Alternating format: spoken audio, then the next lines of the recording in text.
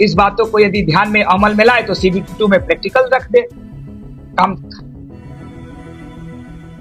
लड़के क्वालिफाई करेंगे। जिसको अच्छी प्रैक्टिकल की ट्रेनिंग आती है वो लड़का रेलवे को ज्वाइन कर लेगा, ग्रुप डी को रखना ही है। तो CBT 2 यदि संभावना जताई जा रही है भारत सरकार द्वारा कि CBT 1 और CBT 2 होगी, तो CBT 1 में आपका सिलेबस कंफर्म ही है, CBT 2 में भारत सरकार या रेल मंत्रालय इसमें प्रैक्टिकल डाल दे। जैसे भारत सरकार के जितने बड़े बड़े एग्जाम होते हैं, जैसे ITI लेवल पर इसरो, DRDO, दिल्ली मेट्रो, ये तो रिटन क्वालिफाई करते हैं। CBT 1 में जो लड़के जो CBT 1 में रिटन क्वालिफाई कर लेते हैं, CBT 2 के लिए उनको केवल प्रैक्टिकल के लिए बुलाया जाता है। उसमें उनको क्वालिटी वाले लड़के मिल जाते हैं कि कौन क्लास किया है, कौन नहीं किया है, किसको अच्छी जानकारी है। नहीं उदय शंकर जी, मैं एक अलग सवाल पूछ रहा था कि जैसे हमको तो ऐसे लगता है कि ITI कोचिंग सेंटर जो चल रही हैं और जो अलग से सर कंपटीशन चल रही हैं 10th या 11th 12th competition exam BA BCom BSc वाले जो करते हैं, उनकी लड़ाई चल रही है। उनके लड़ाई में लड़के फंसते चले जा रहे हैं। मैं अपना अनुभव बता रहा हूं सर, मैं अपना अनुभव, ये मेरा व्यक्तिगत मामला है, किसी का नहीं है। हमको ऐसे लगता है सर कि जैसे अभी मेरे पास फोन आया था तो वो कह रहे थे कि ITI वाले कितने लड़के हैं साहब, आप ITI का शो क्यों दिखाते हो? तो हमने कहा भैया ITI का चैनल है, ये किसी का चैनल है ही नहीं, तो हम ITI के ही मुद्दे उठाएंगे। बोले हमारे वो मुद्दे उठाओ, आप 10th वाले मुद्दे उठाओ। तो मैं कहा 10th का मुद्दा मैं क्यों उठाऊं, है ना? तो उसने एक सवाल किया कि सर ITI में कितने लड़के हैं, ITI में कितने वो हैं? ठीक है, आपके 15,000 ITI या 10 लाख लड़के जो है होते हैं, और यहाँ तो करोड़ों वाला मामला है। तो हमको कुछ ऐसा लगता है सर, मेरे को जो लगता है कि इसमें कोचिंग माफिया इन्वॉल्व होकर के जबरदस्ती हवा दे रहा है। ITI वर्सेस 10th पास करके आपस में बच्चों को ही लड़वा रहा है। मैं ये कहना चाह रहा हूं सर, मैं इस पे मेरी थोड़ी सी ठीक है, लेकिन आप एक्सपीरियंस होगा मेरे को, उम्र में मैं बड़ा होऊंगा, लेकिन आप युवा हैं और आप टीचर हैं, सबसे बड़ी चीज है। तो आप इंजीनियर भी हैं, तो आप इस पर मैं सर आपकी मैं राय चाहता हूं कि क्या ये ITI कोचिंग वर्सेस 10th पास जो कंपटीशन एग्जाम हो रहे हैं, ये कोचिंग की तो लड़ाई नहीं हो गई, कहीं लड़के इसमें जो है सर गुमराह तो नहीं हो? सर इसमें गुमराह होने की कोई बात नहीं है।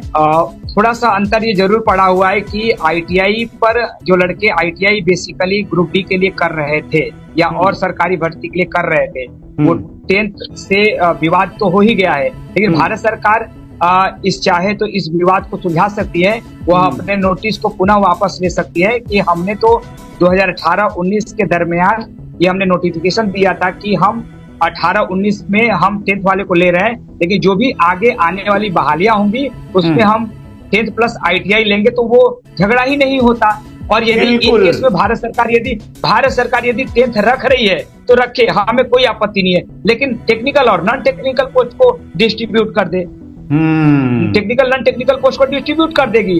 मान लीजिए कि कहीं पर भी, मान लीजिए सपोज दैट एक इंजीनियरिंग कॉलेज होता है, एक इंजीनियरिंग कॉलेज में लाइब्रेरियन की भी पोस्ट होती है, लैब असिस्टेंट की भी होती है, प्रोफेसर की होती है, लेक्चरर की होती है। अब प्रोफेसर लेक्चरर के लिए कंफर्म है कि उसको बीटेक या एमटेक या डिप्लोमा होना चाहिए, लाइब्रेरियन के लिए होता है। तो लाइब्रेरियन में अब बीटेक वाला लड़का आएगा तो फिर वो लाइब्रेरियन का वो सीट कहाँ एब्जॉर्व कर पाएगा? बीटेक वाला लड़का, डिप्लोमा, ये सब स्किल्ड लड़के हैं, ये सब आपकी सीटों को एब्जॉर्व कर लेंगे। और ये जो ITI के लड़के हैं वो स्किल्ड लड़के हैं सर, और 10th वाले अनस्किल्ड लड़के हैं। आप 2 साल की ट्रेनिंग देंगे, 2 साल में अपना रेलवे कहां से कहां तक विकास कर लेगा? हम लोगों को सुपरफास्ट ट्रेनें बनानी है, हम लोग को एक्सीडेंटल प्रॉब्लम से बचानी है, तो हम अच्छे युवा को लें, ताकि हमको बताइए जिस घर का अभी आए दिन आप सुनते हैं कि ट्रेन एक्सीडेंटल हो गया, ये हो गया, कहीं ना कहीं अच्छे युवा की जरूरत है। और भारत सरकार को इस पर ध्यान देना चाहिए कि अच्छे युवा को उसमें एक्सेप्ट करे। और एक काइंडली रिक्वेस्ट रहेगा कि इसमें ITI होल्डर को ही, ITI स्टूडेंट को ही इसमें एक्सेप्ट किया जाए ग्रुप डी के लिए।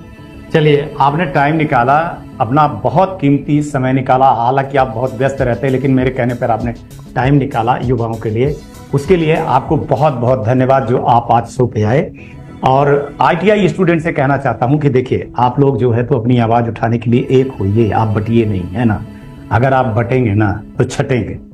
मेरा ये डायलॉग है कि अगर आप बटेंगे ना तो छटेंगे, प्लीज छटिए नहीं, एक होइए। और ये ITI टॉक शो आपके लिए आपका ही चैनल है, किसी दूसरे के लिए नहीं है। ITI परिवार के लिए है। अगर परिवार में लड़ाई होगी ना तो हम आपस में समझ लेंगे, लेकिन कोई दूसरा व्यक्ति आकर के, दूसरा कोचिंग सेंटर वाला ये ना कहे हम टेक्निकल हैं, तो टेक्निकल की तरह रहना चाहिए, टेक्निकल की तरह बात करनी चाहिए और टेक्निकल की तरह ही बिहेव करना चाहिए। चलिए आज तक के लिए इतना ही, कल आएंगे तो फिर किसी नए मुद्दे पर बात करेंगे। तब तक आप लोग अपना ध्यान रखिए, आसपास सफाई रखिए और बड़े बुजुर्गों का सम्मान जरूर करिएगा।